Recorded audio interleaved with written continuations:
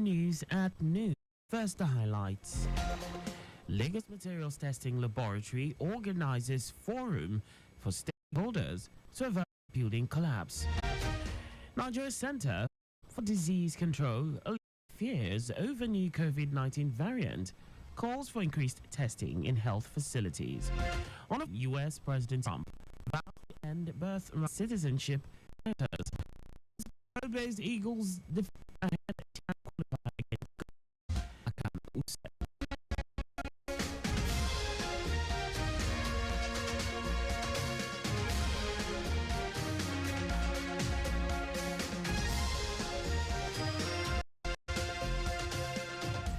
The Lagos State government has charged real estate developers to operate with professional work ethics to ensure the safe, sustainable, and structural integrity of buildings across the state.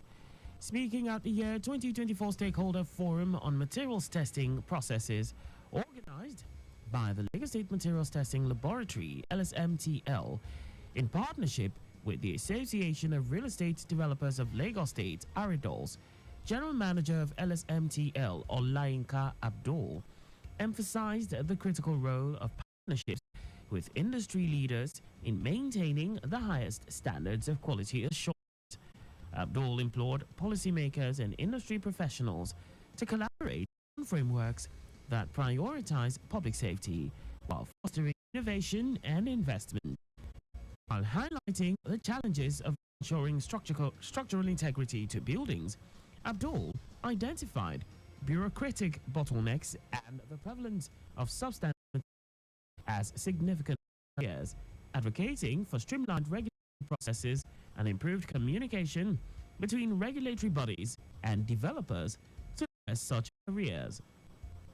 In his remarks, Chairman of the Association of Real Estate Developers of Lagos State, Bashiru Lawal, urged members to strictly adhere to regulations governing the use of quality building materials, adding that compliance is essential to safeguarding lives, investment, and safety.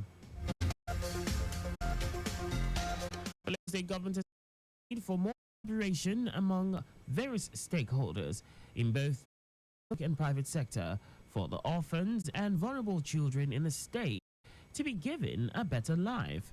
Permanent Secretary, Minister of Youth and Social Development, Toyin Okeosoitolu, stated this at the Orphans and Vulnerable Children Technical Steering Committee meeting of stakeholders in Lagos State, held at the State Treasury Office.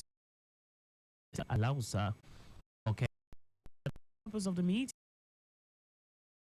is challenges and local communities, civil society organizations, non-governmental organizations, MDAs, and international partners.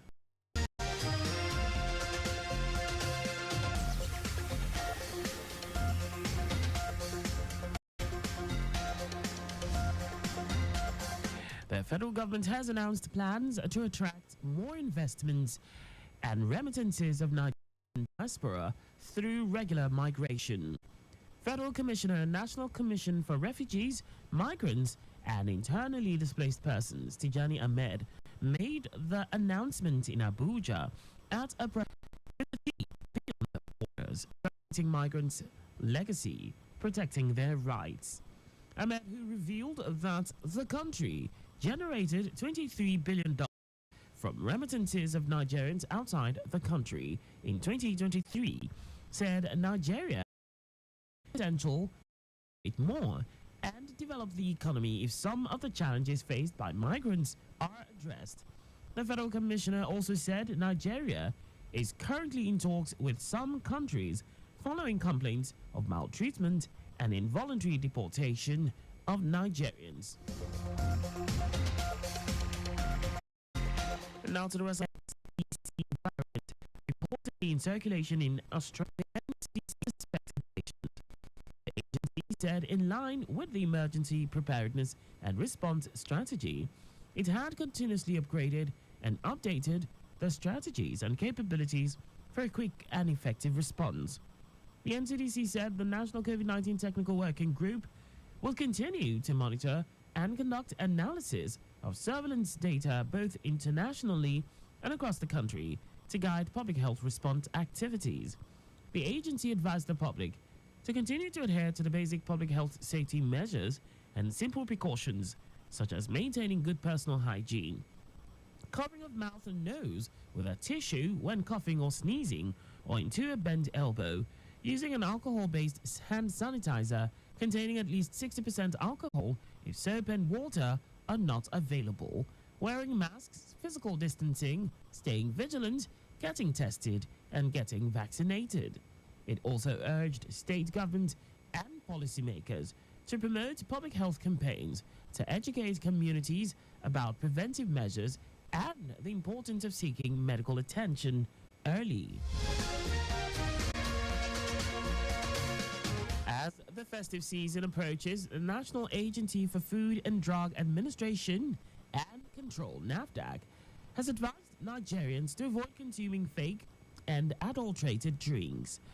NAFDAC Director General Mojis Adeyeye, who gave the warning, stressed that the rise of counterfeit drinks, foods, and medicines poses serious health risks to the population.